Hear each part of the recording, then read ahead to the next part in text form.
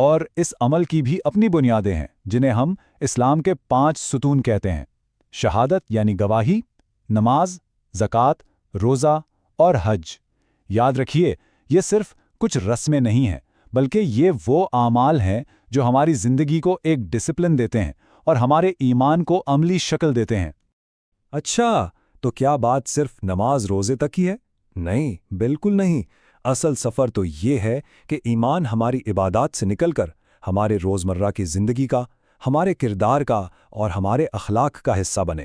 یہ وہ اندرونی کیفیتیں اور اعمال ہیں جو ایک سچے مومن کی پہچان ہے۔ اپنی نیت کو خالص کرنا، اللہ سے دعا کرنا، اس کا ذکر کرنا، صبر سے کام لینا، شکر ادا کرنا، اچھے اخلاق کا مظاہرہ کرنا اور تقوی کے ذریعے اپنے دل کو پاک رکھنا، یہ سب مل کر ایمان کو ایک مکمل وے آف لائف بنا دیتے ہیں۔ اب یہاں ایک بہت اہم سوال پیدا ہوتا ہے۔ ہم یہ سب کچھ جان تو رہے ہیں، لیکن آخر اس علم کی اتنی اہمیت کیوں ہے؟ اس سب کو سمجھنے کا اصل مقصد کیا ہے؟